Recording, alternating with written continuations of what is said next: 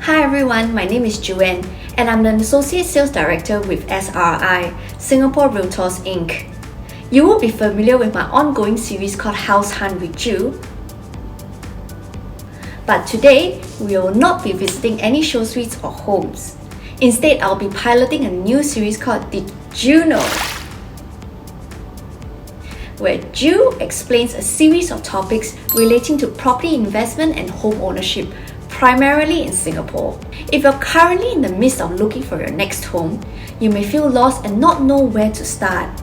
You may also feel like there's 101 things to do just to buy one property. But don't fret, today we are going to start easy and I'm going to share with you 5 things that you should consider before you buy your next home. First up, we have financing. You see, a lot of people don't know how much it takes to own a property in Singapore. So for simplicity's sake, let's assume that you're going to buy a $1 million property and it will be your first ever property that you're going to buy. To be able to afford these, you need to set aside around $300,000 in cash and or CPF as your down payment and stamp duty, which is approximately 30% in total.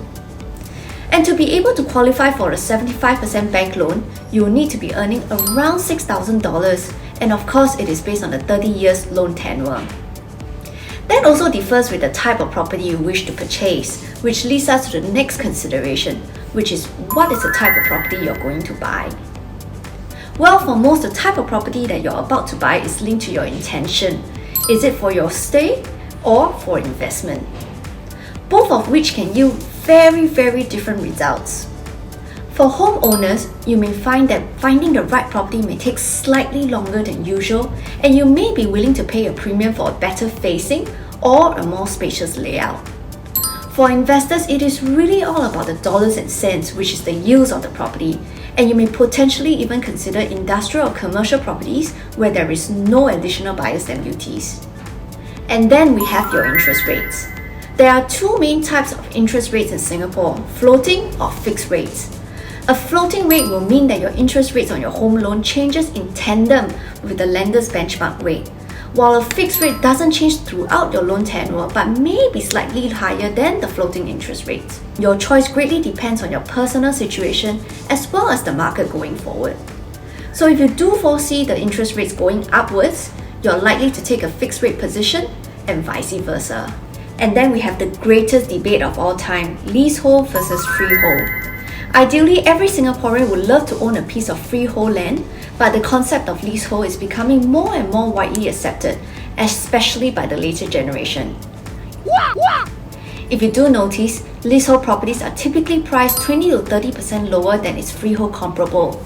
And if a property is located near MRT or very conveniently located, chances are it's leasehold. It all comes down to your intention of owning the property. Are you planning for the longer term where you are after the longevity and the inheritability of the property? Or are you looking for the best yields and rental returns on your acquisition? And lastly, we have engaging an agent. Most people feel that it is unnecessary to involve an agent in the buying process, but this is where you may be wrong. Involving an agent, especially the right one, I must say, can save you from buying the wrong property. You may also find the screening process a lot simpler given that we have dealt with many others like yourself. And we are able to provide useful insights to you to some developments whereby you are unaware of, such as MCST issues, nuisance neighbours, cats in the car parks. I swear this is true. And moreover, you can be sure that your interests are well protected, given that you're not conflicted with dealing with the seller's agent alone. It's like going to war. A good agent can often save you time and trouble, and in turn your support can also save him during this troubled time. End of the day, I do understand your concern with buying your next property, and it could be an intimidating process. Feel free to reach out to me by scanning the barcode over here, to chat with me via WhatsApp. My name is Joanne and you're watching the first ever episode of Did You Know? Now you know. Remember to subscribe and I'll see you on my next episode. Ciao!